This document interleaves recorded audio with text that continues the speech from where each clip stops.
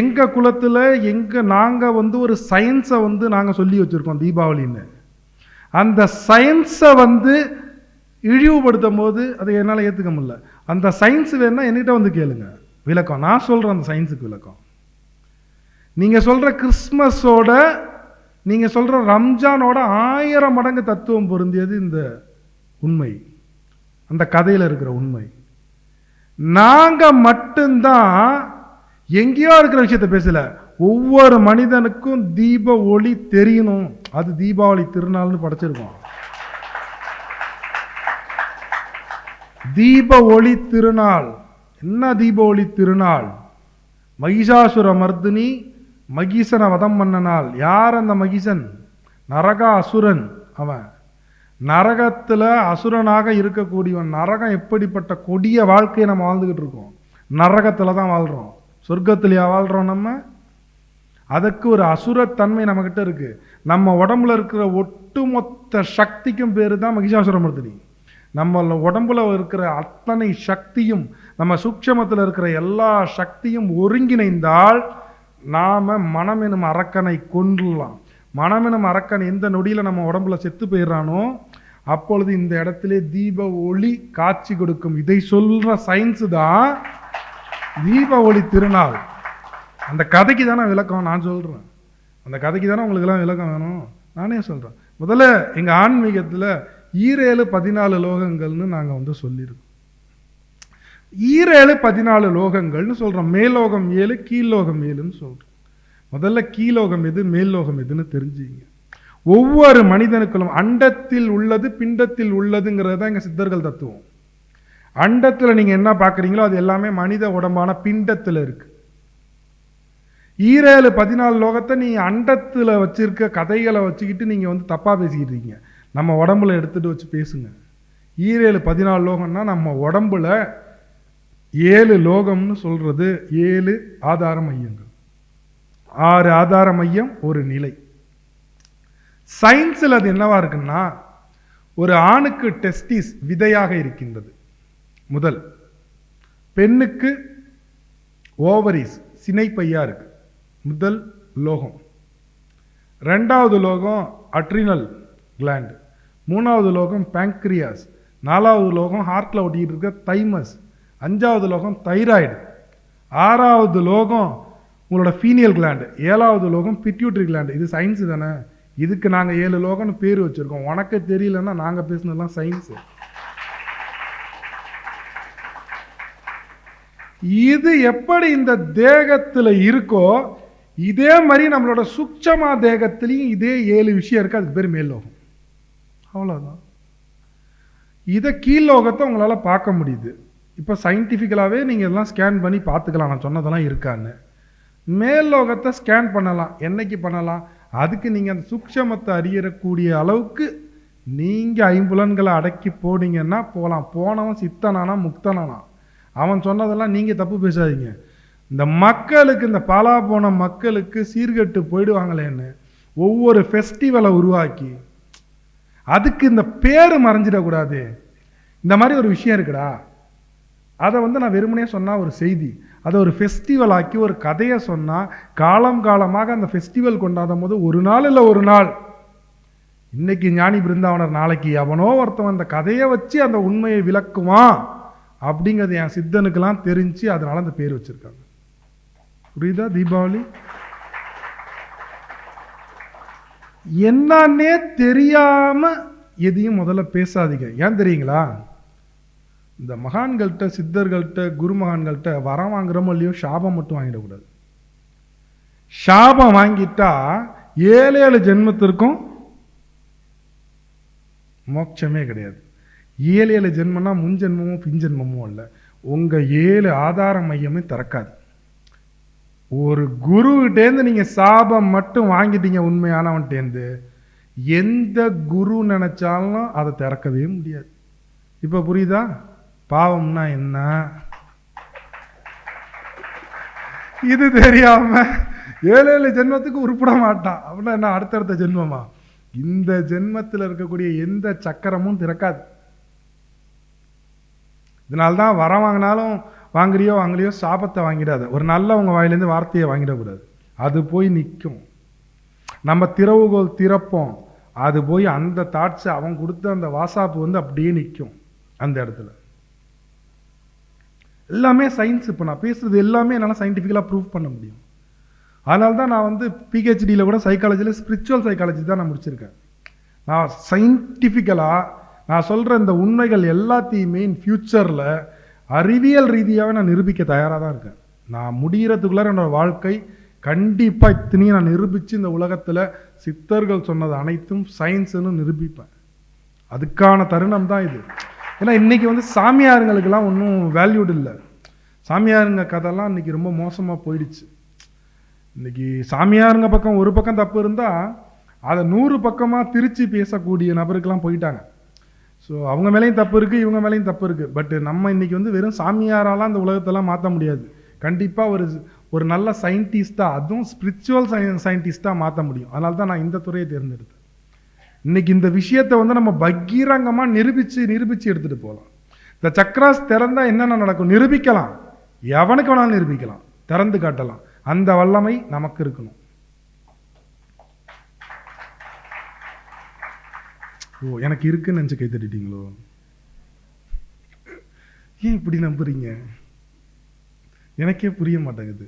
நான் என்னைக்காச்சும் நான் திறக்கிறேன் வாங்கன்னு சொன்னேன். நான் அப்படி சொல்லியிருந்தேன்னா இங்கே உங்களுக்கே இடம் கிடச்சிருக்காது. அவ்வளோ பேர் கியூ கட்டின்னு இருப்பாங்க. நான் தான் அதெல்லாம் சொல்லாமலே இருக்கேன்ல. பட் இருந்தாலும் பரவாயில்ல, கை தட்டிட்டீங்க. திறந்து இன்னைக்கு காட்டுவோம். என்ன பெரிய விஷயம். ஆஃப்டர் ஆல் ஒரு எஞ்சாம் உடம்பு. இதுக்குள்ளார இருக்கிற 2 விஷயத்தை இயக்க முடியலன்னா இப்படிலாம் உட்காந்து பேசுறதுக்கு இவ்வளோ சித்தமுத்தெல்லாம் உருவானதுக்கு அர்த்தமே இல்லைல்ல. என்ன ஒன்று, சரண்டர் ஆகணும், நம்பணும். உள்ளார போயிடுங்க. குதினா குதிச்சிட்டா பிரச்சனை இல்லை. குதிக்கலாமா வேணாமா, எட்டி பார்த்துட்டு குதிக்கலாமா, இல்லை நம்பலாமே, இல்லை நம்ப வேணாமே, குதிக்கலாமே, இல்லை குதிச்சா செத்துடுவோம், இப்படிலாம் நினச்சா நடக்காது. ஞானி பிருந்தாவனர் ஐயா அவருக்கு பணிவான வணக்கங்கள். நான் இது வர்றது எனக்கே தெரியாது. என் பையன்தான் வந்து என் பையனும் மருமகளும் இந்த செல்லை பார்த்து இது பாருமா, பிடிக்கும் உனக்கு வா அப்படின்னு சொன்னாங்க. அப்புறமா போட்டு காமிச்சாங்க. எனக்கு காதில் விடுவாது சரியாக, அதனால் சரியாக கேட்க முடியாதுன்னு சொல்லிட்டு டிவியில் போட்டு காமிச்சாங்க. எனக்கு உடம்பு ரொம்ப முடியாமல் வந்து உட்கார முடியாது, ஒன்றும் செய்ய முடியாது, ஒரு இதாக இருக்கும். இங்கே வந்து அவ்வளோ நேரம் உட்காந்துட்டேன், நிறையா அதெல்லாம் கற்றுக்கிட்டேன்னு சொன்னால் யோகா அதெல்லாம் இருக்கேன், இவ்வளோ தூரம் முடியல. இங்கே வந்து இவ்வளோ நேரம் உட்காந்துருக்கேன். அந்த தியானம் பண்ண சொன்னதுலேருந்து ஒரு வலி எனக்கு தலையில் வலிச்சுக்கிட்டே இருக்கும். தியானம் பண்ணதுலேருந்து கொஞ்சம் அது கொஞ்சம் இதாக இருந்தது. ஒரு மாதிரி என்னையே அறியாமல் இந்த வலியெல்லாம் இல்லாத மாதிரி நல்லதுமாக ஒரு ஆணவம் மாதிரி நல்லாயிருக்கு. இவ்வளோ தூரம் நானும் இது பண்ணதில்லை. எங்கள் ஐயா அவர்களுக்கு ரொம்ப நன்றி. எனக்கு பேச முடியல. எல்லோருக்கும் நன்றி, வணக்கம். ரொம்ப நல்லா இருக்குது. எல்லாம் விடாமல் நல்லதுமாக செய்யுங்க, நல்லதுமாக இருங்க, எல்லோரும் நல்லா இருங்க, எல்லோரும் நல்லா இருக்கணும். ஐயா புண்ணியத்தில் எல்லாம் வணக்கம். எப்படி ராமானுஜர் வந்து எல்லாரையும் கூப்பிட்டுடே இந்த மந்திரத்தை சொல்லுங்களா, இதாண்டா பிரம்ம மந்திரம், இதுதாண்டா முக்திக்கான ஒரே வழி, அறிவோம் நமோ நாராயணா, வா வா சொல்லுன்னு சொன்னாரோ, சொன்னவெல்லாம் முக்தி அடைஞ்சாங்க. டவுட் பட்டு நின்னவெல்லாம் போயிட்டான். கொடுமை என்னன்னா, ஏதோ ஒரு ராமானுஜருங்கிற ஒரு பெரிய ஒரு சாமியார் கூப்பிட்டாரு அப்படின்னு பாமரன் எழுத படிக்க தெரியாதவன் கூலி வேலை செஞ்சவெல்லாம் சொல்லி முக்தி அடைஞ்சான். எவதெல்லாம் பாதி பேர் வேதத்தை படிச்சுட்டு ரிசர்ச் பண்ணிட்டு இருந்தானோ அவெல்லாம் இவர் சொல்றது உண்மையா இருக்குமோ பொய்யா இருக்குமோ நினைச்சுக்கிட்டே இருந்தா அவன்லாம் சொர்க்கத்துக்கு போனா, ரிசர்ச் பண்ணவெல்லாம் வெளியே ஆயிட்டான். அதாவது இந்த வார்த்தையே தப்புங்கிறது தான் என்னோட கோட்பாடு. ரீசர்ச், சர்ச்னா தேடுதல், ரீசர்ச்னா ஏற்கனவே சொல்லப்பட்ட ஒரு உண்மையை நீங்க திருப்பி நீங்க என்ன ரீசர்ச் பண்றீங்களோ.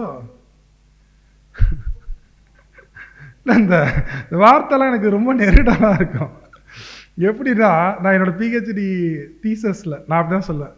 என்னோட பிஹெச்டி சப்மிஷனில் நான் பெருசாக ரீசர்ச்லாம் ஒன்றும் பண்ணலைங்க. இந்த ஸ்பிரிச்சுவல் சைக்காலஜியை ஏற்கனவே என் அப்பாலாம் வேற வேற பேரில் ரீசர்ச் பண்ணி அவன் டிக்ளேர் பண்ணதை நான் அக்செப்ட் பண்ணி அப்படியே கொடுத்துருக்கேங்க. அவ்வளோதான். நான்லாம் பெருசாக ரிசர்ச் எல்லாம் பண்ணுறதுக்கு தயாராகவே இல்லைங்க. அக்செப்ட் பண்ணவன் ஆண்டவன் அடைஞ்சிடுவான். ரிசர்ச் பண்ணவன் வியாக்கியானம் பேசிட்டு இங்கே தான் உட்காந்துருப்பான். ஆனால் அவனுக்கு ஒரு கரெக்டான வர வேண்டிய நேரத்தில் அப்படியே ருத்தரனோட படையிலேருந்து ஒருத்தவன் கரெக்டாக வருவான். யமதர்மன்னு அவனுக்கு பேர். தர்மம் பண்ணவனாலாம் விட்டுருவான். தர்மம் பண்ணவெல்லாம் இந்த பக்கம் போயிடு. அதர்மம் பண்ண இல்லைங்க நான் ஒரே ஒரு அதர்மம் தான் பண்ணிட்டேன். பண்ணினியா இல்லையா இந்த பக்கம் வந்துரு. நான் ஒன்று பண்ணேன், கால் பண்ணேன், நான் இப்படி அதெல்லாம் விஷயம் இல்லை. ரைட்டு, நான் அதர்மம் தெரியாமல் பண்ணிட்டேங்க. ஏதாச்சும் நான் அதெல்லாம் மாற்ற முடியுமா? இருக்குது. இந்த சுவாசத்தில் மூச்சு ஓடிக்கிட்டு இருக்கிற வரைக்கும் டைம் இருக்குது. இந்த சுவாசத்தில் மூச்சு ஓடிக்கிட்டு இருக்கிற வரைக்கும் இறைவன் டைம் கொடுக்குறான். நீங்கள் திருந்தி அந்த இதெல்லாம் கரெக்ட் பண்ணுறதுக்கு. பயப்படாதீங்க. நான் தெரிஞ்சோ தெரியாமலாம் தப்பு பண்ணிட்டேன் ஃபீல்லாம் பண்ணாதீங்க. பண்ணிட்டீங்க, முடிஞ்சு போச்சு. அது இனிமேல் யாராலையும் மாற்ற முடியாது. நேத்தி ஒருத்தவங்க திட்டோம். எங்கள் அப்பா அம்மாவை திட்டேன், பாவம் தான். என் பொண்டாட்டியை திட்டேன், புண்ணியமா பாவமா? பாவம் தான். ஒத்துக்கிறீங்க? சரி பரவாயில்ல, பெருந்தன்மையானவர்கள். சரி பரவாயில்ல, நீங்கள் உங்கள் புருஷனை திட்டீங்க, பாவமா புண்ணியமா? பாவம் தானே. அதை பற்றிலாம் 4 பேர் தாங்க சொல்கிறீங்க. அப்போ கரெக்டாக அவங்களுக்குலாம் உள்ளுணர்வில் நான்லாம் தேக்கா சரியாக தாங்க திட்டிருக்கேன். தப்பு பண்ணார், திட்டினா அது எப்படி பாவமாகும்? இங்கே தப்பு சரியில்லாம் இல்லை, நம்ம வாயிலேருந்து ஒரு வார்த்தை வந்துடுச்சுனாலே இது பாவம் தான். ஸோ இது பாவமா புண்ணியமா? இதெல்லாம் இல்லை. அப்போ இந்த தருணத்தில் இந்த காற்று உள்ள போதே தூற்றிக்கொள்னு ஒரு பழமொழி உண்டு. காற்று உள்ள போதே தூற்றிக்கொள். இந்த சுவாசம் ஓடிக்கிட்டு இருக்கு. அப்படி சொல்றதோட நீங்கள் மரணம் அடைகிற ஒரு நொடி வரைக்கும் உங்களுக்கு டைம் இருக்கு. நீங்கள் எல்லாத்தையும் சரி பண்ணலாம். நீங்கள் செஞ்ச எல்லா தப்பையும் கரெக்ட் பண்ணலாம். அதை நினச்சி ஃபீல்லாம் பண்ணலாம் கூடாது. நான் பண்ணிட்டேன் தூக்கி போடுங்க. இந்த நொடி அதை சரி பண்ண முடியுமா? அதுக்கு ஒரு மெடிசன் இருக்கா? அதுக்கு ஒரு உபாயம் இருக்கா? இருக்கு. இதுதான் சித்தர்கள் சொல்றாங்க. இதை சரி பண்ண முடியுமா? முடியும். நான் என்ன பாவனாலும் பண்ண, கொலை பாவமே பண்ணியிருக்கேன், பரவாயில்ல. நான் விபச்சாரம் பண்ணியிருக்கேன், பரவாயில்ல. அதுக்கு தான் ஒவ்வொரு மகான்களை உருவாக்கி பல சித்துக்கள்லாம் காட்டினது. அருணகிரிநாதரோட வாழ்க்கையை எடுத்து பாருங்க. தப்பான வாழ்க்கை வாழ்ந்தாரு. ஆனால் முருகப்பெருமானே அவருக்கு உபதேசம் பண்ணி திருப்புகளை எழுத வச்சாரு இல்லையா? எப்படி வேணாலும் இறைவன் அடையலாம், என்ன பாவம் பண்ணாலும். அடுத்து புத்தரோட இது எடுத்துங்க. அவரோட வாழ்க்கை எப்படி இருந்துச்சு? எதுவுமே தெரியாது, ரொம்ப ஜாலியாகவே இருந்தவர். பெண்களோட விளையாடிட்டு ஜாலியாக அப்படி தெரிஞ்சவர். ஒரே நாள் தான் அரசவையிலேருந்து தன்னோட மன்னர் இருக்கக்கூடிய அந்த இடத்துலேருந்து கோட்டையிலேருந்து வெளியேறினார். அந்த ஒரே நாள் கீழே இறங்கினவர் தான். அதோட முடிஞ்சு போச்சு புத்தரோட வாழ்க்கை. யாருக்கு எங்கே எப்படி வேணாலுமே நடக்கும். பத்திரகிரி எடுத்துங்க. பத்திரகிரி ஒரு நாட்டோட மன்னன். இந்த மன்னன் எவ்வளோ போர் புரிஞ்சிருப்பான், எவ்வளோ கொலை பாதுங்க. அவர் முக்தி அடைஞ்சார் இதே திருவிடைமருதூர் மாலிங்க சுவாமி கோயிலில். ஸோ அந்த கீ என்ன? எப்படி இதெல்லாம் நான் கரெக்ட் பண்ணுறது? இதெல்லாம் சரி பண்ண முடியுமா? இந்த ஈரேழு லோகம்னு சொல்லக்கூடிய 2 விஷயம் இருக்குங்க. ஞானம் அடைகிறது, முக்தி அடைகிறது. இதெல்லாம் யாருமே எங்கேயுமே சொல்ல மாட்டாங்க. நீங்கள் ஏதோ டைரெக்டாக இறைவன் அடையணும் பைத்தியக்காரன் மாதிரி பேசிக்கிட்டு இருக்கீங்க. நீங்களாம் ஒரு பைத்தியமாக தெரியுறீங்க. அப்படிலாம் இல்லை. ஒரு குழந்தை பிறக்கணும்னா 10 மாதம் சிசு வளரணும். இது ஒரு ஸ்ட்ரக்சர் இருக்குது. இப்படி தான் வளரணும். ஒரு செல் இரு செல் ஆகி, இரு செல் அப்புறம் 4 செல் ஆகி, 4 8 ஆகி, 8 16 16 32 32 64 ஒரு செல் ஃபேமிலி. அந்த ஒரு செல் ஃபேமிலி இன்னொரு செல் ஃபேமிலியை உருவாக்குது, இன்னொரு செல் ஃபேமிலி. இதுதான் சயின்ஸு. ஒரு எக்ஸ் குரோமோசோம் ஒரு ஒய் குரோமோசோமோட சேர்ந்து கருவுறுதல் ஆரம்பிச்சு இதுதான் நடக்குது. அப்படி வந்தால் அது ஆண் குழந்தை. ஆண்கிட்ட இருக்கக்கூடிய ஒரு எக்ஸும் பெண்ணுகிட்ட இருக்கக்கூடிய ஒரு எக்ஸும் சேர்ந்துச்சுன்னா அது பெண் குழந்தை. அந்த கருவுறுதலில் ஒரு செல் உருவாகி ஒரு செல் பல செல்களாக மாறி செல் ஃபேமிலி ஆகி இப்படி தான் வருது. இப்படி தான் கண்ணு காது மூக்கு எல்லாம் வளருது. அப்போ உங்களோட பிறப்பே ஒரு ஸ்ட்ரக்சர் தான். பாருங்க, 5 திங்கள் ஏறக்குறைய 10 மாதம் உங்களுக்கு ஒரு ஸ்ட்ரக்சர் இருக்கு. வெளில வரீங்க. நம்மளோட குரோத் வளர்ச்சியில் ஆண்னா இப்படி தான் வளரணும், பெண்ணா இப்படி தான் வளரணும். ஒரு இறைவன் ஒரு ஸ்ட்ரக்சர் கொடுத்துருக்கான். இப்போ என்ன சொல்றது? ஆணுக்கு பால் உறுப்பு இப்படி வளர்ச்சி இருக்கு, கீழே இருக்கக்கூடிய ஆணுறுப்பு வளர்ச்சி ஆகுது. பெண்ணுக்கு மேலான பாலுறுப்பு சக்தியானது வெளிமுகமாக வளருது, கீழே உள்முகமாக போகுது. இதை சொல்றது தான் உங்களோட பெருமாள் கோயில்லையும் சிவன் கோயில்லையும் போய் பார்த்தீங்கன்னா, நீங்கள் உள்ளார என்ட்ரானதும் கொடிமரம் பலிபீடம் இருக்கும். அதை போய் கவனிங்க. போய் உங்களோட பாடி தான் அங்கே இருக்கிறது, உங்கள் உடம்பு தான் உள்ளம் பெரும் கோயில், உன்னுடல் தான் ஆலயமாக செதுக்குனது. பெண்களோட உடலோட அமைப்பு தான் பெருமாள் கோயில்.